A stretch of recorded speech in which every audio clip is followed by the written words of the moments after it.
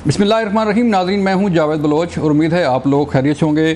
तहरीक-ए-इंसाफ पर पाबंदी लगाने के हवाले से जो है वो ख़बरें ज़ेर गर्दिश हैं और ये ख़बरें कहीं बाहर से नहीं आ रही, बल्कि तहरीक-ए-इंसाफ के अपने सेक्रेटरी ताज जो रऊफ़ साहब हैं उनकी तरफ ये कहा जा रहा है कि शायद तहरीक-ए-इंसाफ पर पाबंदी लगा दी जाए।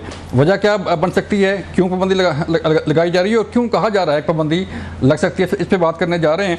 और फिर हम बात करेंगे कि आज अडयाला जेल में तहरीक-ए-इंसाफ के दो ग्रुपों यानी कि दो धड़ों को बुलाया गया था तहरीक-ए-इंसाफ के बानी चेयरमैन की तरफ से, लेकिन दोनों की मुलाकात नहीं हो सकी। दोनों ग्रुप जो है वो सीखपा हुए और उमर अयूब साहब ने जो है वो तहरीक-ए-इस्तेहकाक भी लाने का ऐलान कर दिया कि अडयाला जेल के एहलकारों के ख़िलाफ़ तहरीक-ए-इस्तेहकाक भी लाई जाएगी। इसके साथ साथ आज एक और बड़ा अहम वाक़या इस्लामाबाद में पेश आया कि नेशनल प्रेस क्लब के सामने रिफाकत अली तनोली साहब एक शहरी हैं पाकिस्तान के, उन्होंने आज एहतजाज किया और उनका एहतजाज जो है वो ये था कि अदलिया की एक आला शख्सियत की बेटी की गाड़ी से शकील नामी उनका जो बेटा था वो जामबख्श हुआ। 2 साल हो गए हैं, उन्हें इंसाफ नहीं मिला और बिल आखिर ये रिफाकत तनोली साहब जो हैं आज इस्लामाबाद नेशनल प्रेस क्लब के सामने एहतजाज करने पर मजबूर हैं कि उनके बेटे का इंसाफ दिया जाए, उन्हें उनके जो बेटे की हलाकत है, जो मुलज़मा है उसके खिलाफ कार्रवाई की जाए, जो कि कार्रवाई नहीं हो रही। इस पर भी बात होगी। फिर हम बात करने जा रहे हैं कि बजट का तो पास हो गया, बजट के बाद जो अब झटके लगने शुरू हुए हैं आवाम को, वो उसके खमियाजा आवाम भुगत रही है। कभी बिजली के टैरिफ बढ़ाए जा रहे हैं और कभी जो है वो टैक्सों की भरमार की जा रही है और कभी दूध का पैकेट है उसकी कीमत इतनी बढ़ गई है कि एक आम शहरी जो है उसे ख़रीद नहीं पाएगा। इस पर बात होगी। हमारे साथ आज मौजूद होंगे कदमंदो खेत साहब, पीपल पार्टी से तल्लुक़ उनका। कद साहब शुक्रिया आपका। नदीम कुरैशी साहब का तल्लुक़ तहरीक-ए-इंसाफ से है, आपका शुक्रिया नदीम भाई। इसके साथ साथ उस्मा कारदार सभा जो है ज्वाइन करेंगी लाहौर स्टूडियो से, आपका तल्लुक़ मुस्लिम लीग नून से है, इनसे बात करेंगे।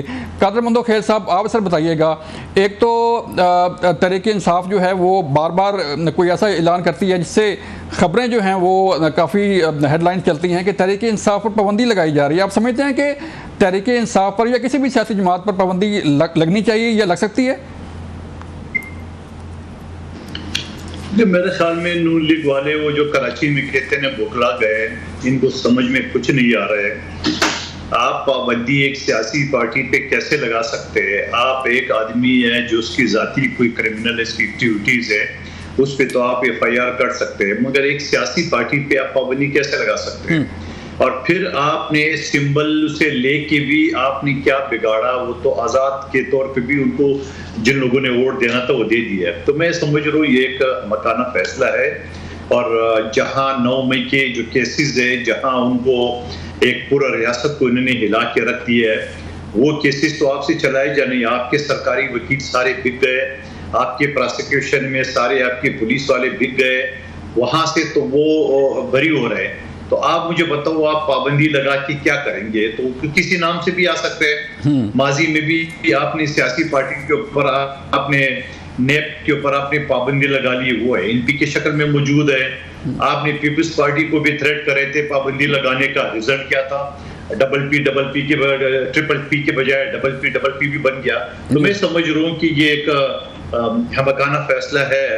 मैं नहीं समझता हूँ कि पीपल्स पार्टी हिमायत करेगी। जी जी, नदीम साहब आप फरमाइएगा कि क्या कुछ ऐसे हालात हैं कि तहरीक-ए-इंसाफ पर पाबंदी लग सकती है जैसे कि रऊफ़ साहब कह रहे हैं? अब बिस्मिल्लाहिर्रहमानिर्रहीम, देखिए मैं गुजारिश ये करूँ, पाकिस्तान एक कानून, आइन और दस्तूर के मुताबिक चलने वाला मुल्क है। पाकिस्तान के दस्तूर में हर चीज बड़ी वाज़ेह है, लेकिन यहाँ सबसे बड़ा इशू ये है कि दस्तूर की बजाय मुल्क को लाठी से चलाने की कोशिश की जा रही है। लाठी आज के हुक्मरानों के हाथ में है। एक नया प्रोजेक्ट लॉन्च हुआ है पाकिस्तान में, मरियम नवाज की सूरत में।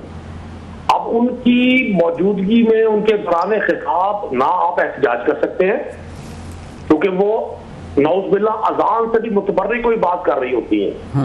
अजान में लोग बोलते हैं वो अच्छा नहीं होता मजहबी तौर पे भी, लेकिन लोग वहां भी बर्दाश्त कर लेते हैं। मरियम नवाज साहबा की तकरीर के दौरान आप एहतजाज नहीं कर सकते, आप गरीब के लिए आवाज नहीं उठा सकते, आप उनसे नहीं पूछ सकते कि आप पंजाब के लोगों पे ये जो कोर्ट फीस एक्ट में तरमीम कर रही हैं, ये जो आप स्टाम्प ड्यूटीज बढ़ा रही हैं, ये जो दूसरी तरफ आप झूठ बोल रही हैं कि नदीम साहब मेरा सवाल था तहरीक-ए-इंसाफ पर पाबंदी के हवाले से सर। जी जी, मैं गुजारिश वही कर रहा हूँ ना जी। अब उस खातून को और इस सारे माहौल को तकवीयत और तवानात देने का एक ही हाल सोचा है यार लोगों ने कि इनके अपोनेंट जो भी आए, इनको जो भी अपोज करे, इन पर जो भी जाए तनकीद करे। हम कभी भी नहीं चाहते किसी की किरदार कशी हो, इज्जत और एहतराम के साथ तनकीद हमें भाई ने हक दिया है। तो सियासी तौर पर जब मुकाबला नहीं हो सका तो बात अब आ गई है कि तहरीक इंसाफ पर पाबंदी लगा दी है। किस वजह से? क्या पाकिस्तान के जो 3.5 करोड़ लोगों ने वोट दिया, अगर आप फॉर्म 45 के मुताबिक नताइज मुरतब करें तो 3.5 करोड़ लोगों ने तहरीक इंसाफ को वोट किया है। ये मैं नहीं कह रहा, ये फॉर्म 45 कह रहे हैं। आप कलेक्ट कर ले, 2/2 से ज्यादा अक्सरियत, सिर्फ 20 से 25 नशिस्तें थी जो PMLN को मिली है पूरे पाकिस्तान में नेशनल की, और 30 से कम नशिस्तें हैं जो पंजाब असेंबली में मिली है।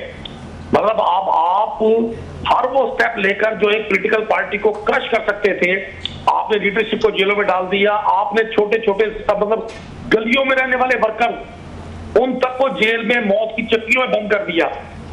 आपको तकलीफ और सुकून महसूस नहीं हुआ, आपको इंतखाबात में नताइज नहीं मिले। एक तरफ आप अपनी निजी महफिलों में अपनी PMLN की जो लीडरशिप है, उनके जो डिस्ट्रिक्ट प्रेसिडेंट है, डिविजनल प्रेसिडेंट है, उनको डांटते हैं कि आपने रिजल्ट क्यों नहीं दिया। दूसरी तरफ इस जाली नताइज पर बगले बजाते हैं और सोचते हैं कि तहरीक इंसाफ का मुकाबला तो हो नहीं सकता, क्योंकि तहरीक इंसाफ ने पूरे सिस्टम को बेनकाब कर दिया। अब इस पर पाबंदी लगाई जाए। और हमारी मतलब जो मरियम साहबा खुद फरमाया करती थी, इन्हीं के दौर में नारे लगे थे ना, इनकी तकलीफ के दौरान नारे लगे थे, मुझे वर्दी वाले और दहशतगर्दी वाले वो चले पूछते हैं हुकूमत से। उस्मा कारदार साहब, अब बताइएगा कि क्या हालात ऐसे हैं कि तहरीक इंसाफ पर पाबंदी लगा दी जाए या कोई ऐसी इकदाम होने जा रहा है कोई? बिस्मिल्लाहिर्रहमानिर्रहीम, बहुत शुक्रिया आपने मुझे इनवाइट किया। मरियम नवाज साहिबा की ज़ात से इनको जो तकलीफ़ पहुंच रही है और जो इनकी चीखें सुनाई दे रही हैं, उसकी समझ आती है और मुझे इन लोगों से बहुत हमदर्दी है, क्योंकि उनकी जो कारकर्दगी है वो उसकी वजह से ये चारों शाने चित होके नीचे गिर पड़े। इनकी सारे चूरन जो ये बेच रहे थे, कभी महंगाई का, कभी धांधली का, कभी कुछ, वो सारी दुकानें बंद हो गई हैं।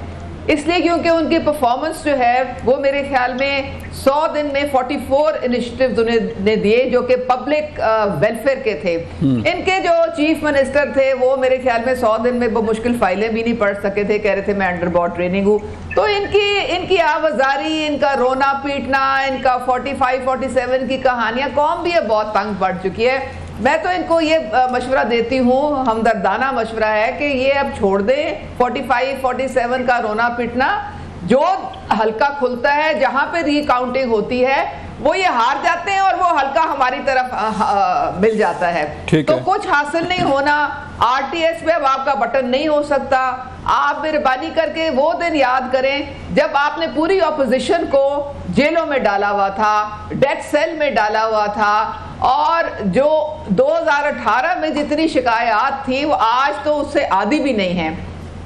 मैं ये जो आपने बात की कि जी इनको सजा मिलनी चाहिए कि नहीं, पाबंदी के हवाले से, तहरीक इंसाफ पर पाबंदी के हवाले से पाकिस्तान का दोस्त है जो चाहेगा कि इंटरनेशनली पाकिस्तान का नुकसान हो और पूरी दुनिया में ये पाकिस्तान के इदारों का, उनके सरबराह का पाकिस्तान के खिलाफ ये मुहिम चलाएं, पाकिस्तान के खिलाफ ये इतनी बड़ी साजिश करें, पाकिस्तान की फौज में दरारें डालें। और सबसे बड़ा सबूत जो मैं आपको बताती हूँ, इन्होंने एक खौफनाक ट्वीट की अपने ट्विटर हैंडल से, जिसमें इन्होंने 1971 में जो मुजीबुर रहमान के साथ जो उस वक्त मामलात थे उनको आज के मामलात से जोड़ा। हमारे आर्मी चीफ की तस्वीर जनरल याया के साथ लगा के कौम को गुमराह करने की कोशिश की। और दीदा दलेरी देखें कि इनको कोई शर्म नहीं आई, वो ट्वीट आज भी वही है। तो वो ग्रोह, वो टोला जो 9 मई में पूरी रियासत को जिसने अटैक किया और उस पर हमला किया, और अभी भी मजमूम अज़ाइम पूरी दुनिया में नजर आ रहे हैं कि किस तरह लॉबिंग फर्म्स हायर कर करके, किस तरह से हर कांग्रेसमैन के पांव पड़ के, हर सेनेटर के पांव पड़ के, हर वर्किंग ग्रुप के पांव पड़ के ये पाकिस्तान को नुकसान पहुंचा रहे हैं। अगर रियासत जो है मेरा सवाल ये था, जिनके मुताबिक ये फैसला लिया जा रहा है, मेरा सवाल ये था, अब रियासत ये मुतहम्मिल नहीं हो सकती। आप मेरी बात सुन रही हैं? इस किस्म की इनकी जो हरकतें हैं, मेरी बात सुन रही हैं? मुहिब्बे वतन पाकिस्तानी ऐसे नहीं कर सकता जिस तरह से ये पूरी दुनिया में कर रहे हैं, और इनको ये अब मेरी बात सुन रही हैं आप? मेरी बात सुन लें। मेरा सवाल था कि तहरीक इंसाफ पर पाबंदी लगने जा रही है या नहीं लगने जा रही, क्या हालात क्या हैं? देखिए, मुझे नहीं मालूम कि पाबंदी लगनी जा रही है या नहीं लगने जा रही है, लेकिन इनके ऊपर जो केस बनाया गया है वो आईन और कानून के मुताबिक बनाया जा रहा है, क्योंकि ये रियासत पे हमला आवर हैं। इन्होंने रियासत के इदारों को बहुत शदीद नुकसान पहुंचाया है। इन्होंने पूरी दुनिया में जग हसाई करवा रहे हैं ये पाकिस्तान की। इनको कोई पाकिस्तान से सरोकार नहीं है। ये दुनिया को क्या बता रहे हैं कि हर किस्म का जो जुल्म और ज्यादती और ह्यूमन राइट्स वायलेशन है वो पाकिस्तान में हो रही है।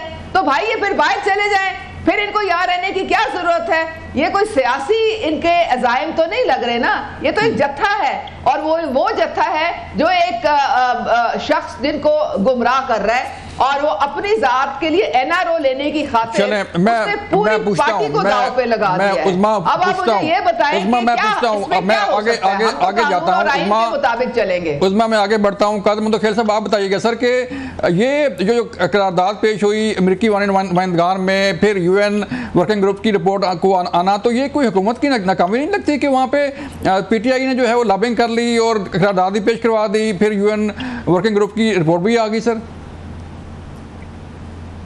जी बिल्कुल, आप दुरुस्त फरमा रहे हैं, और हुकूमत की नाकामी 100% है, और उनकी नाकामी को शिकस्त को तस्लीम करते हुए उन्हें अमेरिका में भी अपना सफीर बदल दिया है, और अक़वाम मुत्तहिदा में जो मुस्तकिल मंदूब है उनको भी उन्होंने बदल दिया है। तो ये तो नाकामी का सबूत है कि पीटीआई अगर इस तरह कल तक वो अमेरिका को गालियां दे रही थी, फिर एक यहूदी लॉबिंग फर्म को करोड़ों रुपए पैसे दिए हैं, उनकी लॉबिंग की है, और अमेरिका में बैठ के पीटीआई के वर्करों ने उसके लिए लॉबिंग की है, और ये करारदाद पास हुआ। वो कि मैं करारदाद की कोई औकात नहीं समझ रहा हूँ, और यही पीटीआई थी जो कल तक अमेरिका को कहते थे आप हमारे मुल्क में मुदाखलत नहीं करें, अब उनकी करारदाद को वो खुशामदीद कहते हैं। तो मैं समझ रहा हूँ कि ये तो पीटीआई का दोगलापन भी आपके सामने आ गया, और हुकूमत की अपनी नाकामी अपनी जगह पे तो बिल्कुल दुरुस्त है। आपको सफारती लेवल पे जहां बिलावल भुट्टो साहब वो वजीर खारजा थे, आपको याद होगा पीटीआई ने तकरीबन पूरे दुनिया से नातक तोड़ चुका था। सऊदी अरब से हमारे जो करीबी तरीन दोस्त थे, आप चाइना से दूसरे तीसरे थे, लेकिन अल्हम्दुलिल्लाह बिलावल भुट्टो जरदारी साहब वजीर खारजा थे, तो सारी चीजें उन्होंने बहाल कर दिए। आज मुझे फिर लग रहा है कि जो वजीर खारजा एक समझी को बना है और साथ साथ डिप्टी वज़ीर आज़म को पोर्टफोलियो भी दिया है, तो ये रिश्तेदारियों वाला जो पोर्टफोलियो है ना, ये ज्यादातर कामयाब चल नहीं सकता है। एक आदमी जिसको आता पता नहीं है किसी चीज का, उसको वजीर खारजा बना के साथ में डिप्टी वज़ीर आज़म बना के नवाजने का जो ये फार्मूला है, तो इनसे मुल्क नहीं चलते। और यही हाल है कि पीटीआई ने लॉबिंग किए, पैसे दिए, वहां से करारदाद पास कराया है। मैं दोबारा कहता हूं, करारदाद की औकात कुछ नहीं है, लेकिन उन्होंने एक कोशिश तो की है पाकिस्तान के खिलाफ इस तरह गन फैलाने की और इस तरह एक इलेक्शन को मुतनाज़ा बनाने की, ये सारी चीजें तो नहीं की है। लेकिन मैं ये समझ रहा हूँ कि पाकिस्तान का अंदरूनी मामला है, और फिर मुकाबले में हुकूमत ने ये भी अच्छा इक़दाम किए कि कम से कम उसके मुकाबले में करारदाद पास कराया, और ये बता दिया अमेरिका का कि हम आपकी करारदाद को नहीं मानते। तो मैं ये समझ रहा हूँ कि ये खामखा फजूल की एक्सरसाइज है करारदाद की, और जो ने लॉबिंग फर्म पे करोड़ों रुपए खर्च किए पीटीआई वाली, अगर अपने इलाकों पे एमएनए एमपीए तवज्जो देते तो आज ये रोड पे न पीटते। ये लॉबिंग फर्म जो है, आज उनको गिरबान से न पकड़ते, आज उनको धमकियां नहीं देते इनके वर्कर के हम आपको रोड पे घसीटेंगे। तो ये इनकी हाल है। 4 महीने हो गए ये अपने हल्कों में काम करने की बजाय एक ही जुमला पकड़ के रखा है, हुकूमत को गाली दो और इमरान खान को रिहा करो। और भाई इमरान खान रिहा होगा अदालतों से, शहबाज शरीफ के पास कोई अलादीन का चिराग नहीं है कि वो लगा के और ठक से वो जेल से बाहर आ जाए। चलें कादर साहब, मुझे ब्रेक लिए कहा जा रहा है, ब्रेक से वापस आएंगे, फिर मज़ीद बात करेंगे, मिलते हैं ब्रेक के बाद।